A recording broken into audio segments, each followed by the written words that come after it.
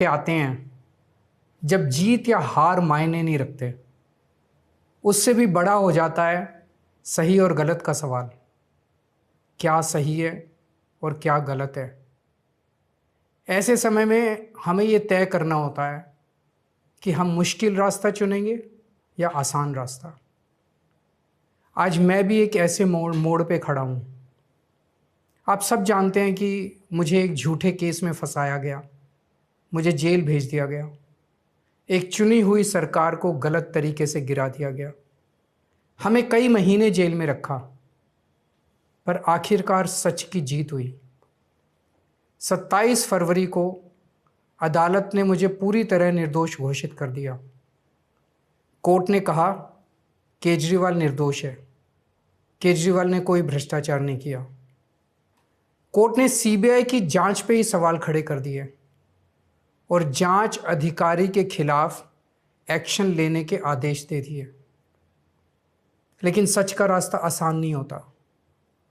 CBI ने तुरंत इस फैसले को हाई कोर्ट में चुनौती दी और ये केस जस्टिस स्वर्णकांता शर्मा जी के सामने लगा। तब मेरे मन में एक बहुत बड़ा सवाल उठा, क्या इनके सामने मुझे न्याय मिलेगा? मेरे मन में ये प्रश्न क्यों आया? इसके कई कारण हैं, पर दो कारण मुख्य हैं। पहला कारण ये कि आरएसएस की जिस विचारधारा वाली सरकार ने झूठे आरोप लगा के मुझे जेल डाला, जज साहिबा ने स्वयं माना है कि उस विचारधारा से जुड़े संगठन अखिल भारतीय अधिवक्ता परिषद के मंचों पे वे कई बार जाती रही हैं। मैं और आम आदमी पार्टी उस विचारधारा के घोर विरोधी हैं। ऐसे में क्या उनके सामने मुझे न्याय मिल सकता है? दूसरा कारण कन्फ्लिक्ट ऑफ इंटरेस्ट।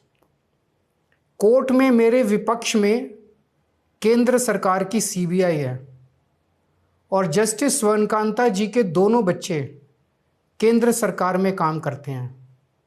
उनके दोनों बच्चे केंद्र सरकार के वकीलों के पैनल में हैं।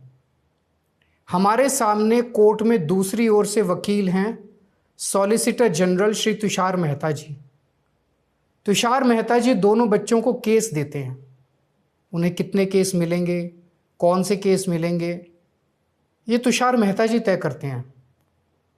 भारत सरकार के पैनल में लगभग 700 के करीब वकील हैं, लेकिन जस्टिस स्वर्णकांता जी के बेटे सबसे ज़्यादा केस पाने वाले वकीलों में से एक हैं।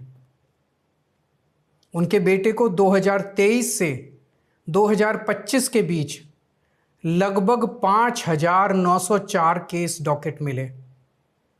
इससे उनके बेटे को करोड़ों रुपए की फीस मिली। आज की तारीख में उन बच्चों का भविष्य और कमाई दोनों काफ़ी हद तक तुषार मेहता जी पर निर्भर है। तो किसी के भी मन में ये चिंता स्वाभाविक है कि अगर जज साहिबा के बच्चों की कमाई और उनका भविष्य सामने खड़ा वकील तय कर रहा है, तो क्या जज साहिबा उस वकील के खिलाफ फैसला कर पाएंगी? मैं ये स्पष्ट करना चाहता हूं कि मुझे जुडिशरी पे पूरा भरोसा है। मैं जुडिशरी का बहुत सम्मान करता हूं। जब मेरे खिलाफ गलत साजिश हुई तो हमारे देश की जुडिशरी ने ही मुझे न्याय दिया था। जब मुझे झूठे केस में गिरफ्तार किया गया तो इसी जुडिशरी ने मुझे बेल दी थी। इसी जुडिशरी ने मुझे उसी झूठे केस में दोष मुक्त करार किया है। पिछले 75 वर्षों में जब जब देश पे आंच आई, हमारे देश की जुडिशरी ने देश को बचाया और नागरिकों के हितों की रक्षा की है। मैं जस्टिस स्वर्णकांता जी का भी बहुत सम्मान करता हूँ। मुझे उनसे या उनके परिवार से किसी भी प्रकार की कोई व्यक्तिगत आपत्ति नहीं है। लेकिन न्याय का एक बहुत बड़ा सिद्धांत है, justice should not only be done but should also be seen to be done. इसलिए मैंने जस्टिस स्वर्णकांता शर्मा जी से पूरे सम्मान के साथ अनुरोध किया कि वो इस कन्फ्लिक्ट ऑफ इंटरेस्ट जैसे कारणों की वजह से इस केस से खुद को अलग कर लें। लेकिन उन्होंने मेरी दलीलें खारिज कर दी और फैसला दिया कि वो स्वयं ही ये केस सुनेंगी। आज मेरे सामने सबसे आसान रास्ता है कि मैं उनका आदेश मान लूं और एक बड़ा वकील खड़ा करके उनके सामने अपना केस लड़ूं।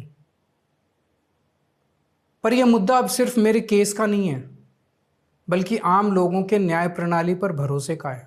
ऐसी दुविधा के मौके पे बापू ने हमें सत्याग्रह का रास्ता दिखाया। बापू ने कहा था कि जब भी किसी अन्याय का सामना करो तो उसका पहला कदम विरोध नहीं बल्कि बातचीत होना चाहिए। अपनी बात अन्याय करने वाले के सामने पूरी विनम्रता के साथ रखनी चाहिए और उसे सुधारने का पूरा मौका देना चाहिए। सारी कोशिशों के बाद भी अगर न्याय ना मिले तो अंतरात्मा की आवाज़ सुनो। यदि अंतरात्मा की आवाज़ कहती है कि न्याय नहीं हुआ तो शांति और विनम्रता के साथ सत्याग्रह करना चाहिए। फिर उसके जो भी परिणाम हों वो सहर्ष स्वीकार करने चाहिए। पर इस पूरे प्रकरण में अन्याय करने वाले व्यक्ति के प्रति किसी भी प्रकार की नफरत या गुस्सा नहीं होना चाहिए। मैंने भी बातचीत से शुरुआत की, पूरी निष्ठा और विनम्रता के साथ जस्टिस स्वर्णकांता जी के सामने अपनी बात रखी। उन्हें इस केस से अलग होने के लिए याचना की। मैंने आग्रह किया कि मेरा केस हाई कोर्ट के किसी भी अन्य जज द्वारा सुन लिया जाए, लेकिन उन्होंने मेरी प्रार्थना अस्वीकार कर दी। उन्होंने फैसला दिया कि वे अपने आप को इस मामले से अलग नहीं करेंगी और ये केस वो स्वयं ही सुनेंगी। उनके दिए गए इस फैसले से मैं पूरी विनम्रतापूर्वक असहमत हूँ। इस पूरे घटनाक्रम के बाद मेरी आशंका और गहरी हो गई है कि क्या उनके सामने मुझे न्याय मिलेगा। बापू के दिखाए रास्ते पर चलते हुए सत्याग्रह की भावना से अब मैंने फैसला किया है कि मैं इस केस में जस्टिस स्वर्णकांता जी के कोर्ट में ना तो स्वयं पेश होऊंगा और ना ही मेरी तरफ से कोई वकील पैरवी करेगा। जस्टिस स्वर्णकांता जी जो भी फैसला सुनाएंगे उस पर समय आने पर मेरे जो भी कानूनी अधिकार हैं, जैसे सुप्रीम कोर्ट में चुनौती देना आदि, वो सभी कदम लेने के लिए मैं स्वतंत्र हूँ। ये बात आज मैंने एक पत्र लिखकर जस्टिस स्वर्णकांता जी को भी सूचित कर दिया है। मेरा जस्टिस स्वर्णकांता जी से किसी प्रकार का व्यक्तिगत विरोध नहीं है। यदि भविष्य में भी कभी उनके सामने मेरा कोई अन्य केस लगता है जिसमें मेरे विरोध में बीजेपी, केंद्र सरकार या तुषार मेहता जी नहीं हैं, तो मैं उनके समक्ष जरूर पेश होऊंगा। आप पूछ सकते हैं कि यदि मैं जस्टिस स्वर्णकांता जी के रिक्यूजल ऑर्डर से असहमत हूं तो उसके खिलाफ सुप्रीम कोर्ट क्यों नहीं जा रहा? उसकी तैयारी कर रहा हूं। ये पूरा मामला बहुत नाजुक और संवेदनशील है। कानून को ध्यान में रखते हुए, जुडिशरी के सम्मान को ध्यान में रखते हुए और लोगों के न्याय व्यवस्था पर भरोसे को ध्यान में रखते हुए एक एक कदम उठाना है। मैं ये कदम अहंकार या किसी विद्रोह या विरोध की भावना से नहीं उठा रहा।